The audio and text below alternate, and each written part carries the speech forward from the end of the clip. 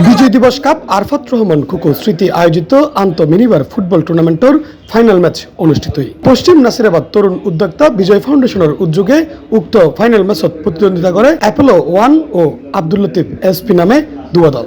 উক্ত ফাইনাল ম্যাচত প্রধান অতিথি হিসেবে উপস্থিত আছেন সমাজসেবক ও ব্যবসায়ী ক্রীড়া অনুরাগী দুরন্ত বাজারের ম্যানেজিং ডিরেক্টর নূর মোহাম্মদ শাহেদ চৌধুরী এবং উক্ত খেলার উদ্বোধক হিসেবে উপস্থিত আছেন 12 নম্বর ওয়ার্ড বিএনপির সাবেক সহসভাপতি হাজী আব্দুল গনি সর্দার এবং বিশেষ অতিথি হিসেবে উপস্থিত আছেন পাহাড়তলী বণিক সমিতির অর্থ সম্পাদক এস.এম. হাজী দারুল হক, চট্টগ্রাম মহানগর ছাত্রদলের যুগ্ম আহ্বায়ক খন্দকার রাজিবুল হক বাপ্পি, চট্টগ্রাম মহানগর কৃষক দল নেতা আবু সাইদ, মোহাম্মদ আমানত উল্লাহ, মোহাম্মদ শাহাদুল আলম, মোহাম্মদ সবুজ রহমান সহ আরো বোধকে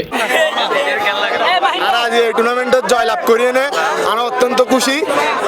আরো চাইদে আরো সুন্দরভাবে যাতে এই প্রোগ্রাম আলোচনা করি তারা প্রথম শেষ পর্যন্ত লেনে আর টিমের প্লেয়ার বহুত ষষ্ঠ সহকারে এই টিম এই ম্যাচ গান শেষ করছে। আল্লাহর রহমত তারা যে জয়লাভ করিয়ে নে আর বড় খুশি। ধন্যবাদ।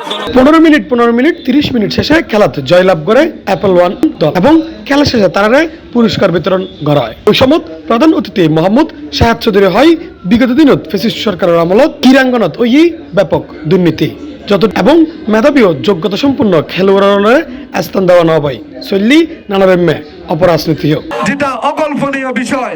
এভাবেই তারা লুটে পেটে ফুটবলকে একদম জলে ভাসিয়ে দিয়েছে। আপনারা দেখেছেন টিকিটের একটি ব্যাটের দাম আমাদের পাপন সাহেব তিনি 12,86,000 টাকা একটা ব্যাটের দাম উল্লেখ করে কোটেশন দিয়েছিল সরকারকে। এভাবেই দুর্নীতি করে বাংলাদেশের ক্রীড়া অঙ্গনকে তারা নষ্ট করে মাদক দ্রব্য ঢেলে দিয়েছে, কনসালটেন্ট থেকে ঢেলে দিয়েছে, তাদেরকে নিয়ে খেলোয়াড়দেরকে নিয়ে 5 স্টারে বিভিন্ন জায়গায় তারা কনসাল্ট করেছে। C+ চট্টগ্রাম।